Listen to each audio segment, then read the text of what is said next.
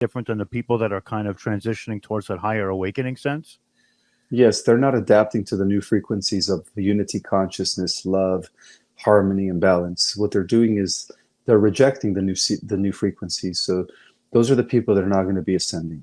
Unfortunately for them, when the solar flash takes place, it's they're just going to get as we get closer to the solar flash. It seems like they're just going to keep getting more negative and more psychotic, I guess.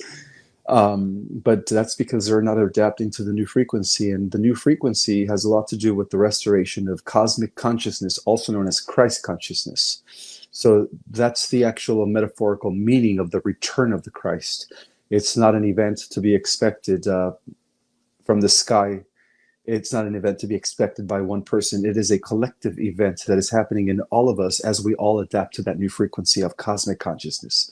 And that new frequency of cosmic consciousness will be fully intact when the sun releases its final release. And when that happens, people are going to be catapulted into a higher level of reality where, for the first time in a long time, in thousands of years, we are going to be able to see all the motherships, all the starships that have been parked in our atmosphere, helping us in our transition as we welcome the host of heaven.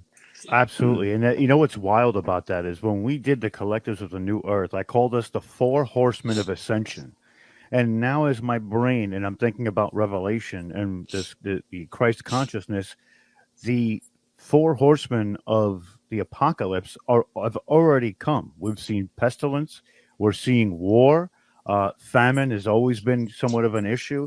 And I mean, we're right there. So it is all the signals are pointing towards exactly what you're saying. And I think that's absolutely epic that, I'm now you're helping me catch on to it, which I love that. I love that. So, you know, uh, it's wild too because you hear a lot of people in this community and Canadian awareness just kind of touched on it where they talk about this ascension from 3D to 5D and kind of skipping that 4D. What's your take on that aspect of when we start to ascend, what exactly are we going to be doing on that dimensional plane? All right, 4D is going to be anchored for those that are not the spiritual light workers, those that are not starseeds. And what I mean is, these are the people that are normally new souls, Earth Terrans, that don't have much evolutionary experience, or that did not volunteer from the higher dimensions to come to help the Earth ascend. And so the Earth is actually, because our current Earth exists in what in esoteric knowledge is known as harmonic universe number one, which occupies dimensions 1, 2, and 3. But the original Earth was known as Terra, and that existed in dimensions 4, 5, and 6 in harmonic density universe number 2.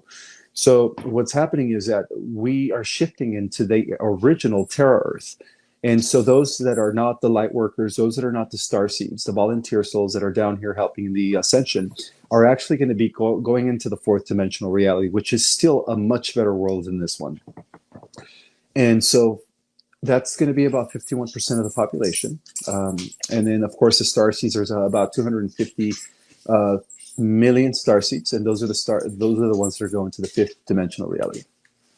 So there's going to be three types of dimensions coexisting at the same time. We're going to have a fourth dimensional Earth for the new souls, and then we're going to have a fifth dimensional Earth and a sixth dimensional Earth for the starseeds and celestials that have volunteered to descend, who are living among us right now.